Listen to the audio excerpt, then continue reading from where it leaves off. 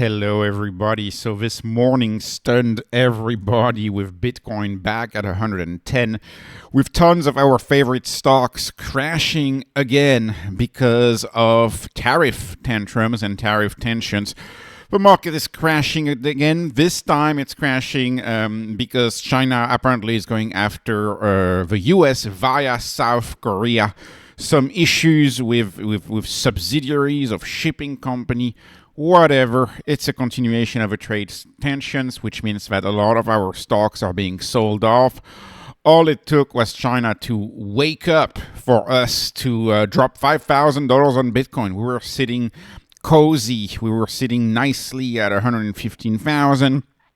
It crashed all the way down to 110, rebounding a little bit. And, you know, this is so annoying because there's a lot of good news on a lot of these stocks right now, and yet they are crashing. Bitcoin is dumping, yet there is two good pieces of news for Bitcoin. One of them is the Department of Justice is looking to seize $15 billion of Bitcoin from a pig butchering scam, which is like an affinity scam. And so if they seize that money, what does that mean? That money will be added to the Bitcoin reserve, to the strategic Bitcoin reserve. That's very bullish for Bitcoin. That's very bullish that the United States may add $15 billion to its bag. That's a very bullish news, yet Bitcoin is down. And another bullish news is a turnaround overnight. Elon Musk talking about Tesla and SpaceX owning Bitcoin because Bitcoin is based on energy and you can't fake energy. You can't print energy just like you can print fiat. And so Musk coming around to Bitcoin, and we remember, of course, the last cycle when Musk backed Bitcoin, Musk triggered a rally. Clearly not the case right now, as the market is just focused on tariffs, and it's so annoying. I want to talk briefly, of course, as in many of my videos lately, about strategy. Everybody's worried about strategy. The performance of strategy today is yet again studying.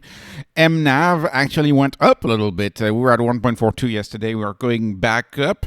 I want to point out, of course, Bitcoin down 2.5%, strategy down 1.93%. So strategy is down less again, and the flight to safety thesis, the stick to the blue chip thesis that I laid out in my yesterday's video, is again shown. Look at MetaPlanet. The sell-off on MetaPlanet is insane, minus 10%. As you know, on this channel, I took a little gamble on MetaPlanet, took a little gamble on SmarterWeb, teeny tiny gamble on SmarterWeb, not even worth mentioning. But my faith has always been with MSTR. I've been a big MSTR faithful for years, and it is paying off to stick with the leader, to stick with the winner. I really consider MSTR to be the winner. I want to briefly talk about a stock, David Bailey's stock, which is a big figure in Bitcoin, which frankly is looking more and more interesting. It's trading at a MNAV, a fully diluted MNAV, i.e. after the merger and all of that thing is said and done, of a 0.92. And sure, Semler is cheap too, but Semler has liabilities from that DOJ issue. Kindly MD, as far as I'm concerned, Nakamoto, as far as I'm concerned, doesn't have that liability, yet it's trading at something that is looking more and more compelling, especially because NAKA may have hype potential in another bull rally, assuming we get such thing. And if you look at the precipitous drop, and of course I never got into Strive, I never got into NAKA. You may remember the videos I was making back in these days when everybody was hot about them and just talking about them. I always said, I gotta wait until the dust settles. Same for 21 Capital, never got into that. I was like CEP, gotta wait until the dust settles. But whoa, look at the settling of the dust. I mean, we're almost at 97% drop from the peak, almost a 97% drop from the peak. That's just insane, if you ask me. And so at a 0.92, if I was adding to Bitcoin at these levels, I'd be like, okay, well, let me get some cheap Bitcoin via a proxy like Kindly MD. I think the stock is getting interesting. Not moving on it though, because I'm still all about MSTR. MSTR is still, I think, the stock that's understood the Bitcoin treasury model the best. But nonetheless, Kindly MD getting pretty interesting. I want to talk about Solana now. I know Solana is not Bitcoin. I realize it's the world computer, and that's the Ethereum thesis, the Solana thesis, the Sui thesis is this world computer, this blockchain based where you can do everything, via fees, this Web3 software computer.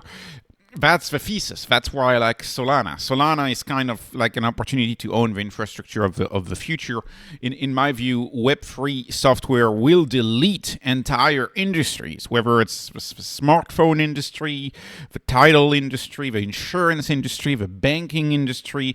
I think so much, even gaming, so much will be rebuilt on Web3 platforms. And, I mean, to me, there's a competition. If I look at Web3 platform, it's ETH and Sol, they're head to head, and Sui kind of like as a laggard, maybe as a third player in there. But Sol I view as the best contender as far as throughput. Yeah, right. Eventually, I think these companies will also replace exchanges like the Nasdaq, like payment platforms like Visa. Stable coins will be built on them. I mean, this is, and even Sailor, by the way, if you're a Bitcoin maxi, even Sailor is warming up on them and talked about them pretty nicely in his nice presentation. He was not anti-crypto as he used to be. He's not as anti-crypto as he used to be. Anyways, Sol is kind of my bet. I know a lot of people love ETH, but when I look at the data, I prefer Sol. I think a lot of people who follow crypto and Bitcoin a little more prefer Sol over ETH. Wall Street likes ETH though. Wall Street likes ETH a little better, so that's not a flag against ETH. Anyways, DFDV is a stock that I own. It's a stock that I like. I think the warrant, to me, has been a game changer and a reason to add to DFDV, because with that warrant, they're pretty much offering close to $2 a share's worth of warrant, because the volatility is very high on DFDV, and so these 2028 options are actually very expensive at 22.5 strike, and they're giving those away. If you have 10 shares of DFDV, you get one warrant away, so you're gonna get a warrant worth between 20 and 30 bucks. Depending on where Sol trades, that's going to be given away, and so I think this is a beautiful gift, and they probably did that to hurt the shorts. There's a lot of shorts on DFDV. I think it's more than 30% shorts on this stock. So I like that move that they did a lot. Also, watch their latest interview with Saul Brothers. Interesting if you can, stand if you can stand listening something at 1x speed, which to me was so painful. Still very, very interesting. Of course, DFDV, we know this, but it's former executives at Kraken who founded it. Like two of them, they were working at Kraken, so they founded this stock, and their belief in Sol is extreme. I mean, they believe Sol will 50x. I mean, eventually. I'm assuming that's a 10-20 year target, but that's what they view it as, and they're able to generate that 10% yield through staking, and on top of that, they do some yield farming. Like they create liquidity tokens, post those liquidity tokens on DeFi. And so they explain how DFDV is about bringing that DeFi yield to Wall Street, to TradFi, and they're able to generate that 10% yield a year, which means that their bag of Sol, which, by the way, you get at a discount. I forgot to put it on there, but it is a discount. It's this trading below MNAV. Not going to stop the video to add it, but if you look up, you go in their dashboard, they're trading below MNAV, and they are still earning a 10% yield, and they even have international divisions. So this is Grok telling me, of course, they launched DFDV UK, DFDV Korea, DFDV Japan. We don't know how much of these entities they're going to own, but Grok seems to cite that they own 45% of DFDV UK. So they're also like shaping up their business model, creating their business model, taking it international. So this company I find very interesting in the Sol space, and so it's a side bet for me, but I find it cheap. Now, moving on to another stock which sold off for no reason. I don't understand that. HIMS this morning was down 6%. What does HIMS have to do with tariffs? What does HIMS have to do with Korean shipping? Nothing at all. It's just a very volatile stock. The market has kind of written off this stock. They forgot about the catalyst. The catalyst are testosterone for men, menopause expansion coming up soon. GLP-1s are still on fire. They're selling liraglutide. They're selling compounded GLP-1s. ED drugs for HIMS. They're making a comeback. The reason for the slowdown had something to do with Facebook ads and advertising issues. We know this from the LifeMD call. They fixed that. EU acquisition. They have a EU business with the Ziva pharmaceutical acquisition that they got in the UK, and they're even expanding in Canada because Novo Nordisk lost the patent of semaglutide in Canada, and now they're going to launch a version of HIMS and hers in Canada, starting with weight loss, starting with semaglutide. And this stock has just been, trading with the whims of the market, up, down, yet there is so much going on for this stock, and yet it's been in a valley of despair for more than 3 months now, well over 3 months actually, almost 5 months. This stock has been in valley, a little less, 4 months. This stock has been in valley of despair. I like HIMS very much at these levels. 53, that's too cheap. 51, that was even better this morning. We'll see where the day ends. And last stock, my viewers have asked me to sprinkle a little Tesla coverage here and there. As you know, Tesla, is my first position now because strategy hasn't been doing too well. So Tesla is back first. Tesla's my first position.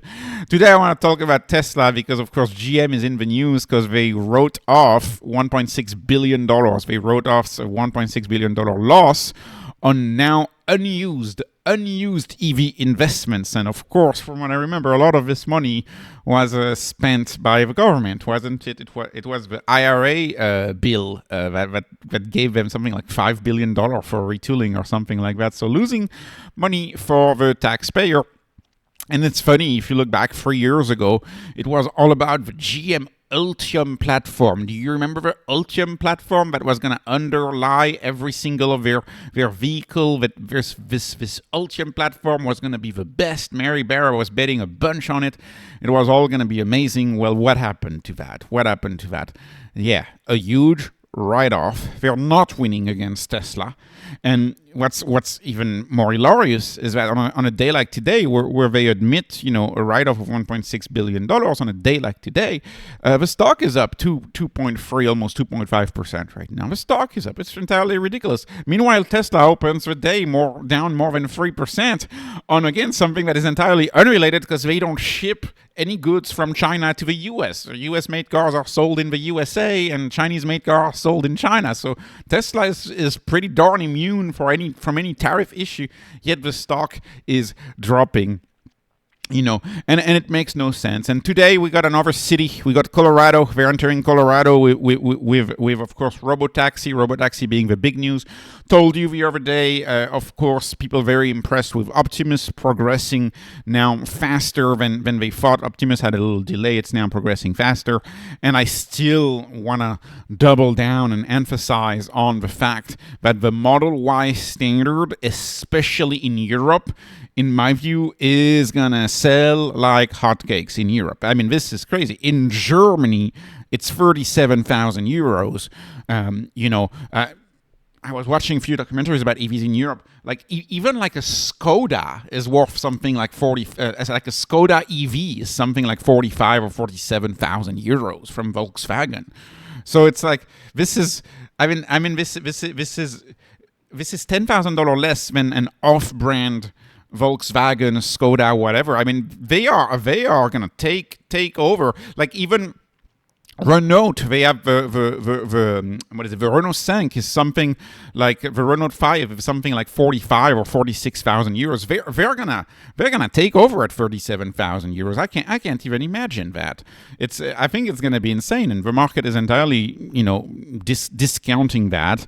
And this car looks great, and it's SUV, and Europeans love SUVs just like Americans, and Americans are also gonna buy a lot of that. Essentially, Tesla dropped the price by what the car credit used to be, what the tax credit used to be. They essentially dropped that price by this much. And GM can't compete, and Volkswagen can't compete. Volkswagen, getting rid of a lot of employees. I think they're trying to fire tens of thousands of employees. The EU legacy auto industry is in trouble.